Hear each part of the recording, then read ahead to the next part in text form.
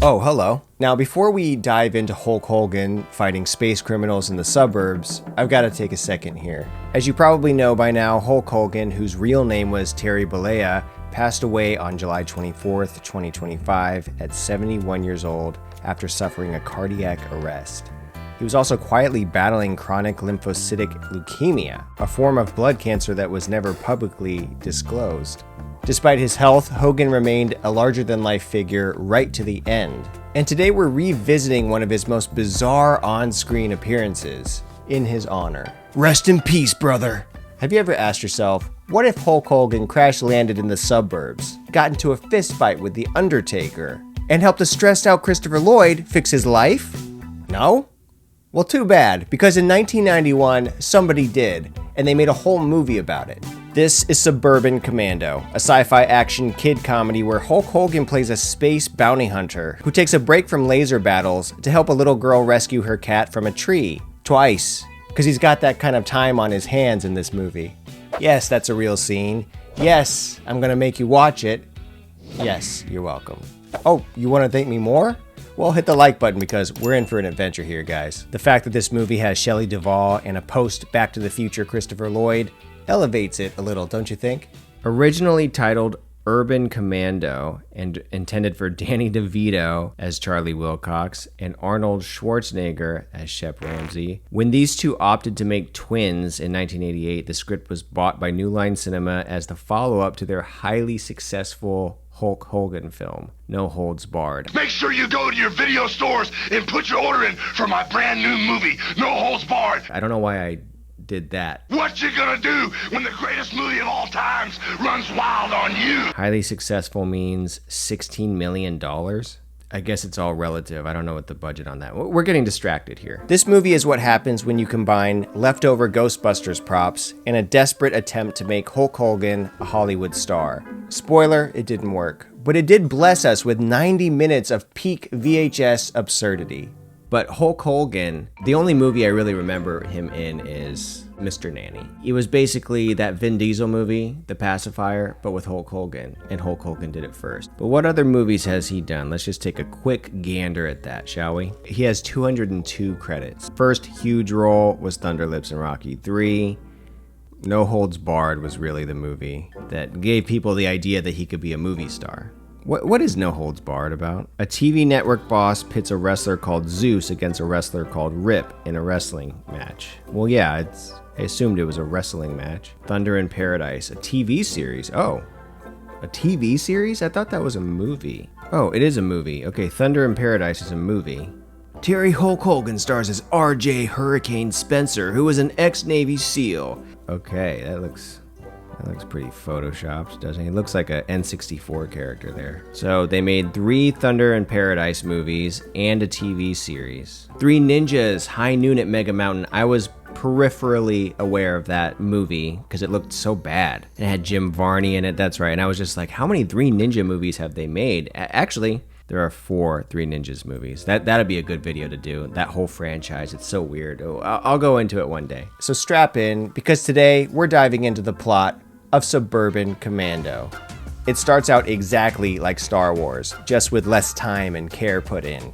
Hey, at least it's practical effects though. It's got that quality to it that you don't get with straight up CGI. Wow, special effects technician Michael Colvin was accidentally killed on the stage of the second unit visual effects shoot when he fell through a trap door while testing it. Yeah, his only movie was Suburban Commando. Well, that sucks. Rest in peace to you, of course, sir. Visual effects, they take place after the movie is done. So this silly movie was made. It's in the can. Now they're making all the visual effects, and he falls through a trap door while testing it. The main bad guy, Suitor, who looks like he's leaning over to release a fart, is trying to conquer a planet.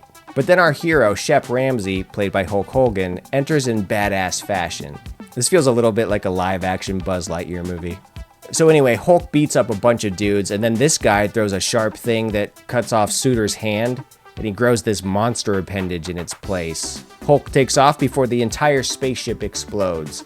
I love watching Hulk second guess his acting choices. Okay, how about a big bug hunt with creatures that bleed acid? The fear in his eyes. Am I doing all right? So his boss orders Hulk to take some time off work, and he lands on Earth where he has to lay low for 6 weeks. Did you know Hulk Hogan is a rapper, too? Hulk Hogan provided some singing and audio samples for the song Nice Place to Live on the soundtrack. And he's one of the laziest rappers I've ever heard. Nice place to live. But I wouldn't want to visit. Nah. On Earth, we meet Christopher Lloyd and Shelley Duvall's characters, Charlie and Jenny Wilcox. Charlie is struggling to stand up for himself and ask for a raise from his boss. There's this part where Charlie's boss uses a 90s version of ChatGPT to stay up to date on his employees. It's very prescient of the filmmakers. And how's that lovely wife, Julie? Jenny. You're right. After Hulk lands on Earth at a broken down bar, we're treated to a couple of scenes where he demonstrates how to get quarters out of a soda machine, rescues a dog from a hot truck after beating up its owner. Of all the ways to demonstrate that this guy is an alien, this is what the writers come up with? And I've always appreciated Hulk Hogan's ability to sport a mullet and a bald spot. And he does it with grace. The only other actor I can think of that does it this well is Christopher Lloyd. Shelley Duvall tries to seduce Christopher Lloyd. She needs to work on it a little bit, okay? He doesn't want to bang his wife. He wants to bang on tools. Jenny built an apartment out of his workshop without him knowing, somehow.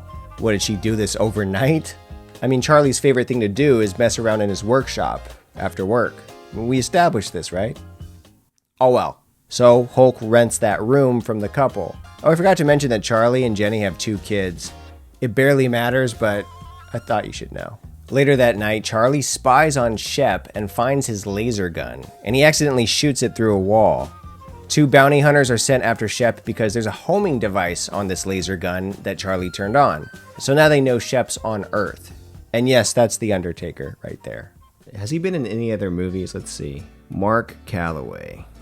Right there. I'm not a huge wrestling fan, to be honest, but of course I know about as much as anyone in the general public knows about wrestling. I know Hulk Hogan, I know The Undertaker, I know a few of those people, okay? I know Dwayne "The Rock" Johnson, but I'm not a connoisseur, as they say. It looks like a lot of wrestling. Okay, he's been wrestling forever, obviously. So, look at this. So, after Suburban Commando, his persona as The Undertaker really took off. As far as actual movies besides Suburban Commando, the guy really stuck to his role as The Undertaker for the rest of his career. When Hulk finds Shelley Duvall screaming in the living room, she explains that it's just because her favorite TV show told her to. I can imagine this is how she dealt with the stress of working on The Shining, with Stanley Kubrick as the director. She's so nice. Who would want to be mean to Shelley Duvall? Rest in peace, by the way. Hulk keeps getting triggered by daily suburban life. First it was by a woman watching TV, then it's the mailman delivering mail. Now it's the paper boy throwing a newspaper at him. But if we all know Hulk Hogan, we know he's not going to let this little brat get away with it. Bullseye, smartass. Then Hulk tries skateboarding on some neighborhood kid's board and gets mad when he instantly falls off of it. So he chucks it into space. He's a lot like Biff Tannen with kids. Is this your ball? Go get it! And when people say his name, all I hear is Chef Ramsay. Is that just me? There's this recurring gag where Charlie is trying to get past a yellow light on the way to work, but he's so repressed that he's incapable of passing the yellow light in a timely fashion. He even backs up before it can turn back to red. I guess it's to show what an absolutely spineless wreck he is. Every day, Charlie comes home and has to deal with his drunk hillbilly neighbors blocking his driveway. So Hulk helps him out and moves the car they've been working on out of the way. So the hillbillies threaten to sue Hulk Hogan, which is the most 90s thing they could possibly do. And it puts the fear of God in Hulk. What kind of world is this? It's amazing how much the filmmakers stack thing upon thing upon thing of busy work for the Hulk to do, usually within the same scene. The movie never slows down, which I guess I could appreciate. Charlie's son almost gets run over by these dudes. By the way, all this stuff that's happening, it basically happened a few scenes earlier too. Basically, this neighborhood certainly has its routines. Shep flips their car and throws them around like rag dolls. Look at this in slow motion.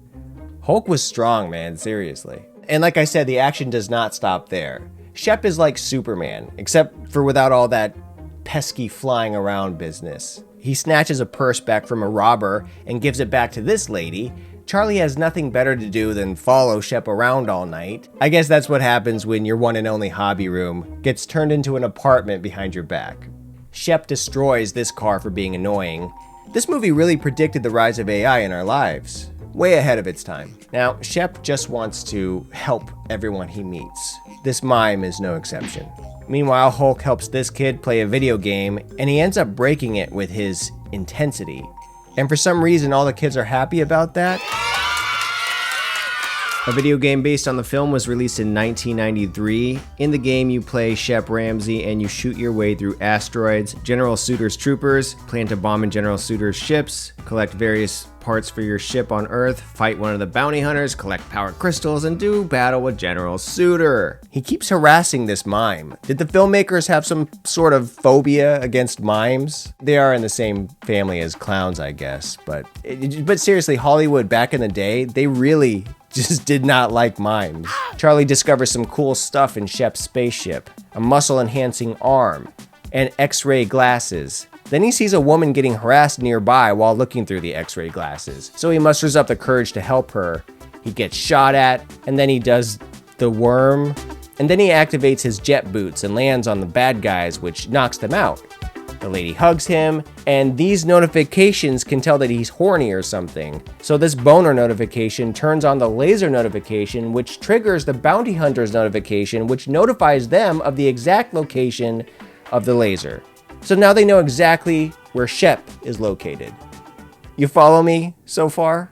The next day, Shep saves this cat for a little girl, but since it turns out not to be her cat, he lets go of this tree branch, and now the cat has 8 lives instead of 9. The little girl whose cat gets stuck in a tree is played by Elizabeth Moss in one of her earliest acting roles. Wow. Well, she went on to do much better fare than this. Everyone gets their start somewhere, right? This movie is just a bunch of random things happening, and all that connects it is a plot as thin as Hulk Hogan's spandex.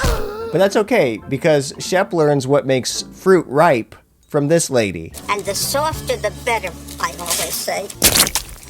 This freaking mime again. Why does he work 24 hours a day?